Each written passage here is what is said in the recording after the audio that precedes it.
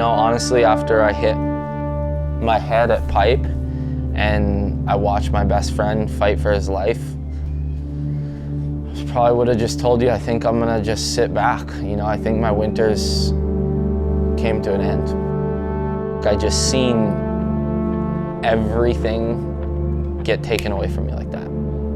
The flash of life happened. And I was starting to get asked, are you gonna surf the eddy? Because Eddy was getting called on. We're looking at 50 to 60 foot face waves for the eddy. One of the biggest swells we've ever seen in my life. And being rewarded with the eddy, I think the mental and spiritual effect of what that event did to me, it just changed my outlook on everything. You know, my winter is not over. Those are just temporary feelings of watching your best friend's life be taken away and then him fighting for it back and my own life flashing in front of my eyes. You know, it's one thing to think about surfing Waimea. It's another thing to think about surfing Waimea, the biggest it's ever been. And I told myself I wasn't gonna miss this event. You know, I'd have to be dead to not show up at the eddy. And the level of big wave riding, the reason of big wave riding, everything about it, you know, why we're out there, what we're doing, that event means so much to me.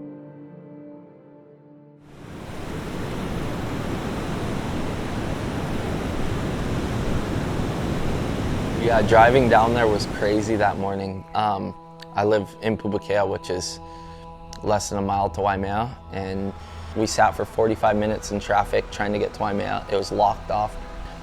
Get down to Waimea and it's like every big wave brother I have, you know. And these aren't just normal people, you know.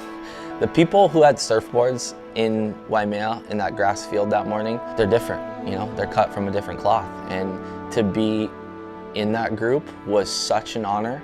Maybe one of the most, you know, warming feelings in the world to look around at my peers. To look on my first heat, I had Michael Ho.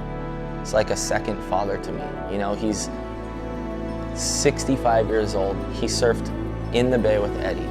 He surfed all 10 events. And him telling me that morning, this is my last dance, this is my last day at the bay, I was like, I get to share this with you. I mean, the book was wrote that day. Everything I wanted and everything I dreamed of, every box was checked that day, that morning, before I even paddled out. Just knowing the event was on, you know, hopping up. We couldn't even see the ocean because of how many people there was, and I'd hear people start screaming. I'd jump onto the top of my truck and look out, and I'd just see the whole bay just go poof. I've seen waves break from the peak at Waimea to the left side of the bay and meet up with each other. I've never seen the whole bay stand up and just clap one time. You know, for the waves to be at that magnitude, I mean, it's the biggest swell I've ever seen, straight up. You know, I've never seen that before. And if there's ever an opportunity to just let it all go, be present, and live in the moment, this was that day.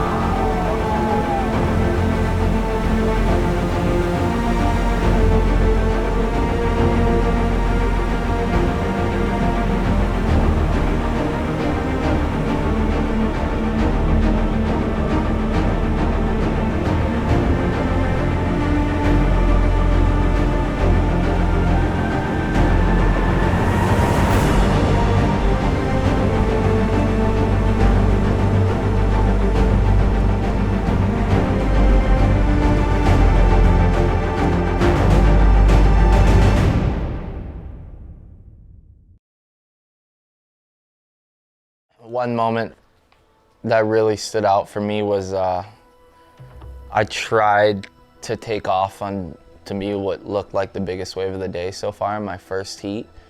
And it was a complete closeout set, and I kind of air dropped, but I caught my fins and I thought I had it. Ended up going over, getting pounded at the peak. Luke Shepherdson was on the wave behind, which was a 10. Took that wave on the head along with probably, I don't know, 8 other 50-foot walls of water coming at me on my head almost all the way to the beach. Ended up jumping on the jet ski, and it was so big in the shore break where they picked me up that they couldn't escape, so we had to beach the ski. And they spin the jet ski around, they're deflating my air. There's literally 10 minutes left in the heat. And I just looked around for a moment, and I felt like I was in a flow state, and I could just feel this energy just erupting. As I got on the quad, I turned my head, and I seen my kids with all of the water patrol, my wife, everyone just screaming.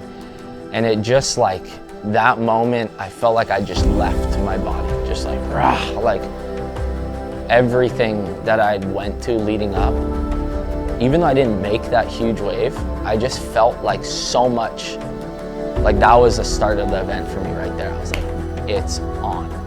Zipped me back down, got me on the skis, zoomed me out. It happened within 5 minutes. And next thing I know, I'm just flying down this huge wall of water, and there's a smooth wave. And I remember going over the boil, my fins just humming.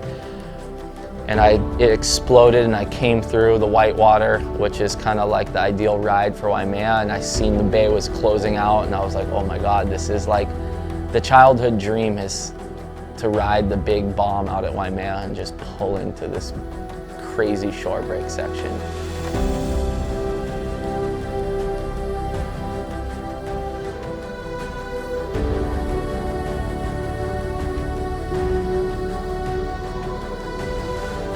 And as I was coming to the shore break, I put my hands up in the air, and I just heard the crowd erupting. Like I felt like I could almost hear voices of my friends and my family.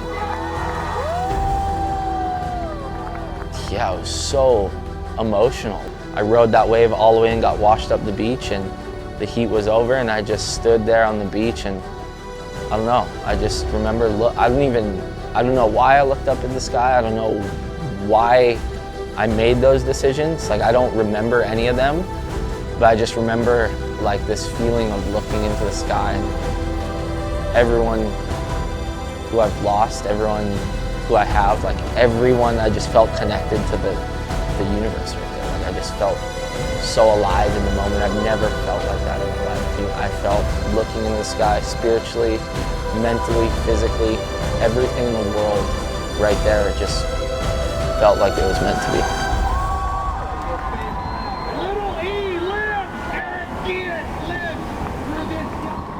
When you have people cheering for you, it just means you're doing something right in life. And it's been probably my biggest goal, is to have people on my side, because if there's no one on your side, you're just not doing life right. And that feeling I got from that day is the reason why I left the beach with such a big smile, so grateful, so happy. And at the end of that day, like the support and the energy that was in the bay was a validation to me in my personal career that I've accomplished what I've wanted to.